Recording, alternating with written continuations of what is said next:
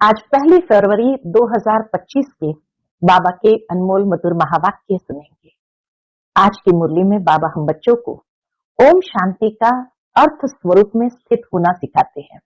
बाबा कहे तुम आत्माओं का स्वधर्म शांति है, तुम्हारा देश शांति धाम है और तुम आत्मा शांत स्वरूप हो, इसलिए तुम कभी भी शांति मांग नहीं सकते हो। शांति के सागर पिता की संतान हो तो शांति मांगना नहीं है, उस स्वरूप में स्थित हो जाना है। जब उस स्वरूप में स्थित होकर के बाप से योग लगाते हैं तो बाबा कहे अंदर में योग बल जमा होता है और इस योग बल से ही तुम सारे संसार को पवित्र बनाते हो। कितने थोड़े बच्चे हैं जो बाबा कहे योग बल से ये सारा पहाड़ उठाए सोने का पहाड़ बना देते हो या सोने का पहाड़ स्थापन कर देते हो, जहाँ 5 तत्व भी सतो प्रधान होंगे और अच्छा फल देंगे। सतो प्रधान तत्व से ये शरीर भी सतो प्रधान होगा। तो बाबा कहे तुम बच्चों को अब इस बल को अपने अंदर जमा करना है। सुनते हैं आज के बाबा के अनमोल मधुर महावाक्य। ओम शांति। मीठे बच्चे, तुम आत्माओं का स्वधर्म शांति है, तुम्हारा देश शांति धाम है, तुम आत्मा शांत स्वरूप हो, इसलिए तुम शांति मांग नहीं सकते। आज की मुरली से प्रश्न है, तुम्हारा योग बल कौन सी कमाल करता है? उत्तर है, योग बल से तुम सारी दुनिया को पवित्र बनाते हो। तुम कितने थोड़े बच्चे योग बल से ये सारा पहाड़ उठाए सोने का पहाड़ स्थापन करते हो। 5 तत्व सतो प्रधान हो जाते हैं, अच्छा फल देते हैं। सतो प्रधान तत्व से ये शरीर भी सतो प्रधान होते हैं, वहां के फल भी बहुत बड़े बड़े स्वादिष्ट होते हैं। ओम शांति।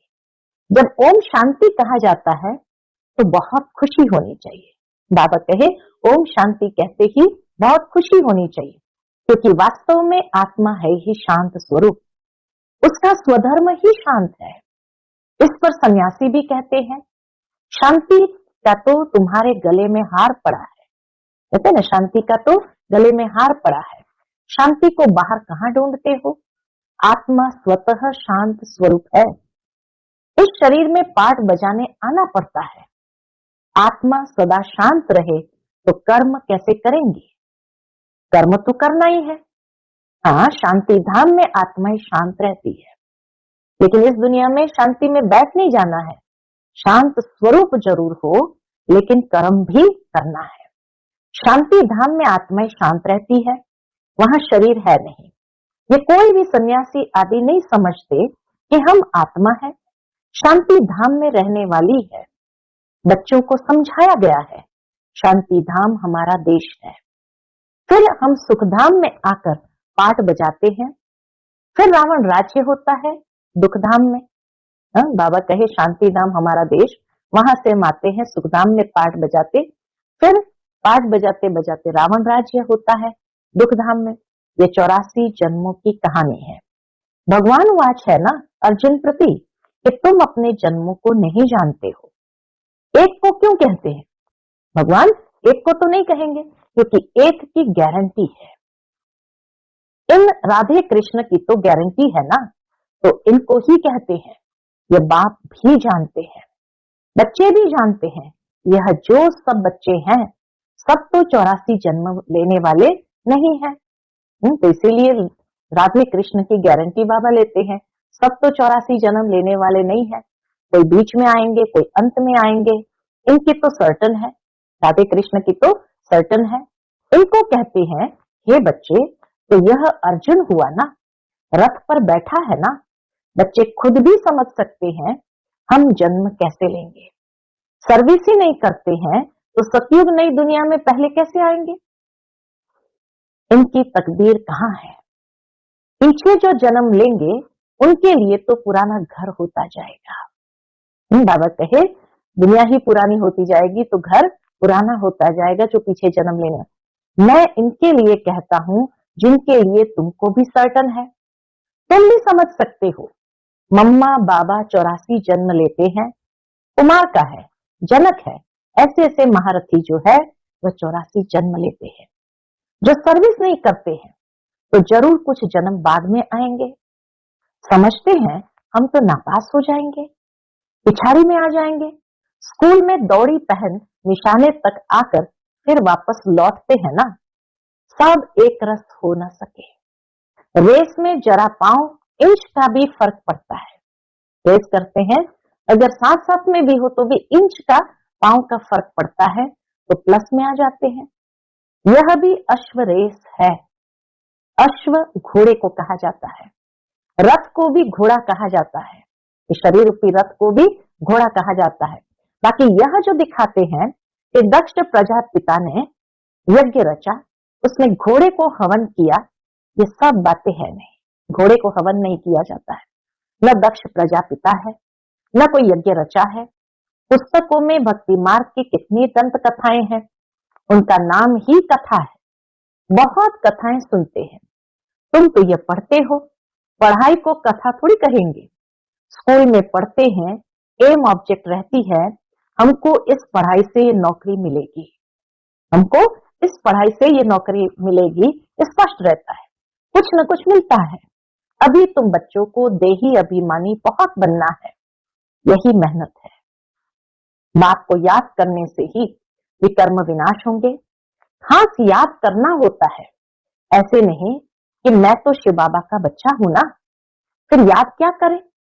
नहीं, याद करना है अपने को स्टूडेंट समझ कर के टीचर को याद करना है। हम आत्माओं को शिव बाबा पढ़ा रहे हैं, यह भी भूल जाते हैं।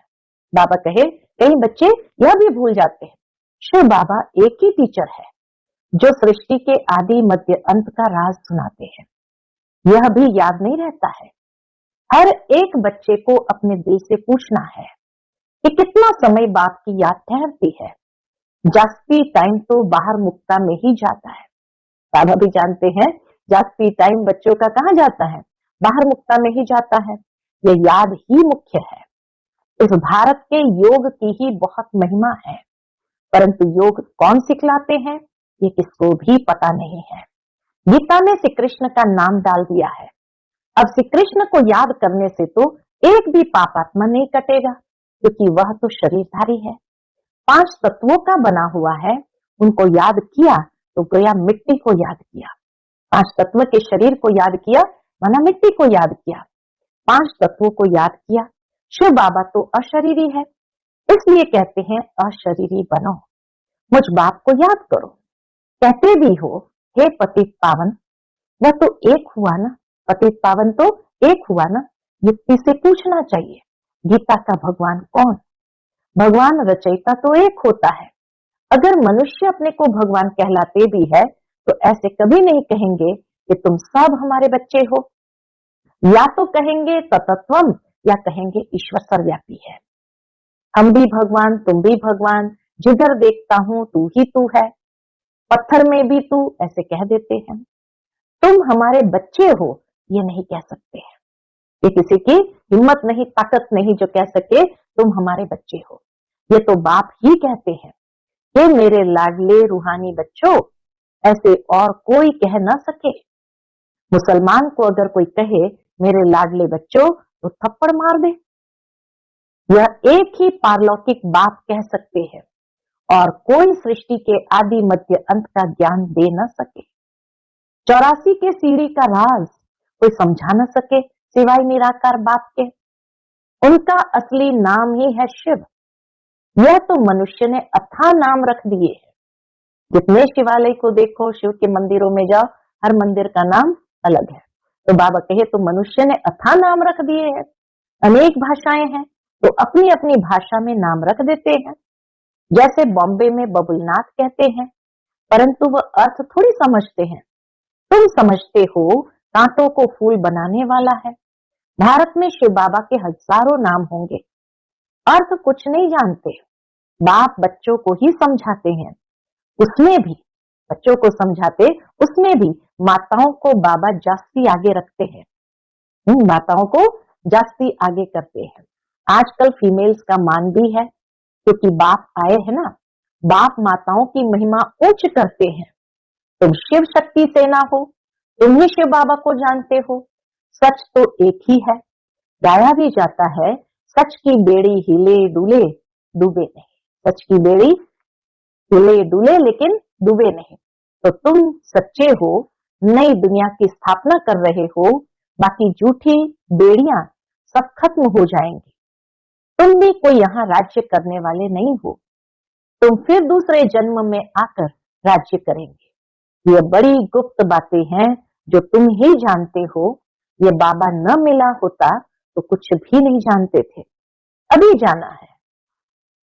फिर बाबा कहे, यह है युधिष्ठिर, युद्ध के मैदान में बच्चों को खड़ा करने वाला। ब्रह्मा बाबा है युधिष्ठिर, युद्ध के मैदान में बच्चों को खड़ा करने वाला। यह है नॉन वायलेंस, अहिंसक। मनुष्य हिंसा समझ लेते हैं मारामारी को। बाप कहते हैं पहली मुख्य हिंसा तो काम कटारी की है, इसलिए काम महाशत्रु कहा जाता है। इन पर ही विजय पानी है। मूल बात ही है काम विकार की, पतित माना विकारी। विकारी कहा ही जाता है पतित बनने वालों को, जो विकार में जाते हैं। क्रोध करने वाले को ऐसे नहीं कहेंगे कि ये विकारी है, क्रोधी को क्रोधी कहेंगे, लोभी को लोभी कहेंगे। देवताओं को निर्विकारी कहा जाता है। देवताएं निर्लोभी, निर्मोही, निर्विकारी है। देवताएं निर्लोभी, निर्मोही, निर्विकारी है। वो कभी विकार में नहीं जाते। तुमको कहते हैं विकार बिगर बच्चे कैसे होंगे, उन्हों को तो निर्विकारी मानते हो ना। वह है ही वाइसलेस दुनिया। द्वापर कलयुग है विश्वस दुनिया। खुद को विकारी, देवताओं को निर्विकारी कहते हैं तो है ना। तुम जानते हो हम भी विकारी थे, अब इन जैसा निर्विकारी बन रहे हैं। इन लक्ष्मी नारायण ने भी याद के बल से यह पद पाया और फिर पा रहे हैं। हम ही देवी देवता थे, हमने ही कल्प पहले ऐसे राज्य पाया था जो गंवाया, फिर हम पा रहे हैं। यही चिंतन बुद्धि में रहे तो भी खुशी रहेगी, परंतु माया या स्मृति भुला देती है। बाबा जानते हैं तुम स्थायी याद में रह नहीं सकेंगे। तुम बच्चे अडोल बन याद करते रहो तो जल्दी कर्मातीत अवस्था हो जाए और आत्मा वापस चली जाए, परंतु नहीं। बाबा कहे तुम बच्चे अडोल बन याद करते रहो तो जल्दी कर्मातीत अवस्था बन जाए और आत्मा वापस चली जाए, परंतु नहीं। पहले नंबर में तो यह जाने वाला है। फिर है शिव की बारात। फिर दिखाते हैं शिव बाबा की बारात। शादी में माताएं मिट्टी के मटके में ज्योति जगाकर ले जाती है ना, ये निशानी है। शिव बाबा साजन तो सदा जागती ज्योत है, बाकी हमारी ज्योति जगाई है। यहाँ की बात फिर भक्ति मार्ग में ले गए हैं। तुम योग बल से अपनी ज्योति जगाते हो, योग से तुम पवित्र बनते हो, ज्ञान से धन मिलता है। पढ़ाई को सोर्स ऑफ इनकम कहा जाता है ना। योग बल से तुम खास भारत को और आम सारे विश्व को पवित्र बनाते हो। इसमें कन्याएं बहुत अच्छी मददगार बन सकती है। सर्विस कर उच्च पद पाना है, जीवन हीरे जैसा बनाना है, कम नहीं। गाया जाता है फॉलो फादर मदर, सी फादर मदर और अनन्य ब्रदर सिस्टर। बाबा कहे देखना है तो माता पिता को देखो और अनन्य भाई बहनों को देखो।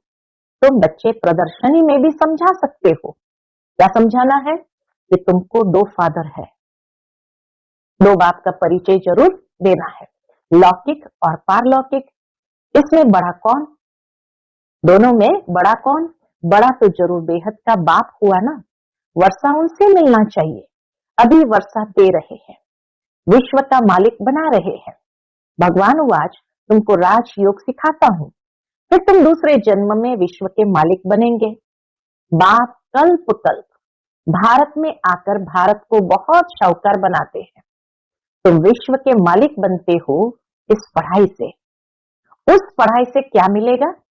बाबा कहे उस पढ़ाई से क्या मिलेगा?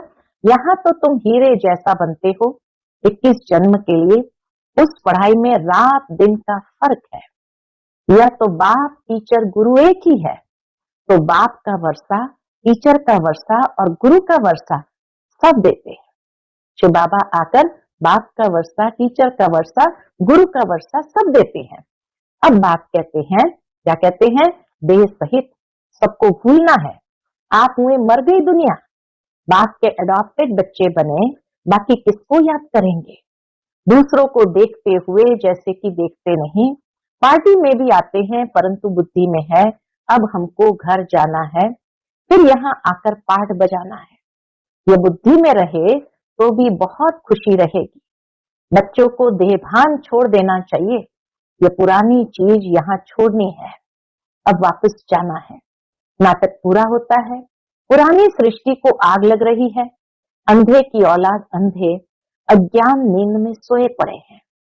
मनुष्य तो समझेंगे ये सोया हुआ मनुष्य दिखाया है, परंतु ये अज्ञान नींद की बात है जिससे तुम जागते हो। ज्ञान अर्थात दिन है सतयुग, अज्ञान अर्थात रात है कलयुग। ये बड़ी समझने की बातें हैं। कन्या शादी करती है तो माता पिता सास ससुर आदि भी याद आएगा, उनको भूलना पड़े। ऐसे भी युगल है जो सन्यासियों को दिखाते हैं। हम युगल बनकर कभी विकार में नहीं जाते हैं। ज्ञान तलवार बीच में है, बाप का फरमान है पवित्र रहना है। देखो रमेश उषा है, कभी भी पतित नहीं बने हैं। यह डर है अगर हम पतित बने तो 21 जन्मों की राजाई खत्म हो जाएगी, देवाला मार देंगे। ऐसे कोई कोई फेल हो पड़ते हैं। गंधर्व विवाह का नाम तो है ना, तुम जानते हो पवित्र रहने से पद बहुत ऊंचा मिलेगा। एक जन्म के लिए पवित्र बनना है। योग बल से कर्मेंद्रियों पर भी कंट्रोल आ जाता है। योग बल से तुम सारी दुनिया को पवित्र बनाते हो। तुम कितने थोड़े बच्चे योग बल से ये सारा पहाड़ उड़ाए सोने का पहाड़ स्थापन करते हो। मनुष्य थोड़ी समझते हैं। बाबा कहे मनुष्य थोड़ी ये बात समझते हैं। वह तो गोवर्धन पर्वत पिछाड़ी परिक्रमा देते रहते हैं। ये तो बाप ही आकर सारी दुनिया को गोल्डन एजेड बनाते हैं। ऐसे नहीं कि हिमालय कोई सोने का हो जाएगा। बाबा कहे ऐसे नहीं कि हिमालय कोई सोने का हो जाएगा, वहां तो सोने की खानियां भरपूर हो जाएंगी। 5 तत्व सतो प्रधान है, फल भी अच्छा देते हैं। सतो प्रधान तत्व से ये शरीर भी सतो प्रधान होते हैं। वहां के फल भी बहुत बड़े बड़े स्वादिष्ट होते हैं। नाम ही है स्वर्ग। तो अपने को आत्म समझ बाप को याद करने से ही विकार छूटेंगे। देह अभिमान आने से विकार की चेष्टा होती है। योगी कभी विकार में नहीं जाएंगे। ज्ञान बल तो है परंतु योगी नहीं होगा तो गिर पड़ेगा। जैसे पूछा जाता है पुरुषार्थ बड़ा या प्रारब्ध, तो कहते हैं पुरुषार्थ बड़ा। वैसे इसमें कहेंगे योग बड़ा। योग से ही पतित से पावन बनते हैं। अब तुम बच्चे तो कहेंगे हम बेहद के बाप से पढ़ेंगे। मनुष्य से पढ़ने से क्या मिलेगा? मास में क्या कमाई होगी? यह तुम एक एक रत्न धारण करते हो, यह है लाखों रुपए के। वहां पैसे की गिनती नहीं की जाती, अनगिनत धन होता है। सबको अपनी अपनी खेतियां आदि होती है। अब बाप कहते हैं हम तुमको राजयोग सिखलाते हैं। यह है एम ऑब्जेक्ट। पुरुषार्थ करके ऊंच बनना है। राजधानी स्थापन हो रही है। इन लक्ष्मी नारायण ने कैसे प्रारब्ध पाई? इनकी प्रारब्ध को जान गए तो बाकी क्या चाहिए? अभी तुम जानते हो कल्प 5000 वर्ष बाद बाप आते हैं। 5000 वर्ष के बाद, कल्प के बाद बाप आते हैं। आकर भारत को स्वर्ग बनाते हैं। तो बच्चों को सर्विस करने का उमंग होना चाहिए। जब तक कोई को रास्ता नहीं बताया है खाना नहीं खाएंगे। इतना उल्लास उमंग हो तब ऊंच पद पा सकते हैं। अच्छा, मीठे मीठे सिकिलते बच्चों प्रति माता पिता बाप दादा का याद प्यार और गुड मॉर्निंग। रूहानी बाप की रूहानी बच्चों को नमस्ते। हम सभी रूहानी बच्चों की रूहानी माता पिता बाप दादा को याद प्यार गुड मॉर्निंग और नमस्ते नमस्ते। शुक्रिया बाबा, शुक्रिया। आज की मुरली से धारणा के लिए मुख्य सार है। पहली पॉइंट, ईश्वरीय सर्विस कर अपना जीवन 21 जन्मों के लिए हीरे जैसा बनाना है।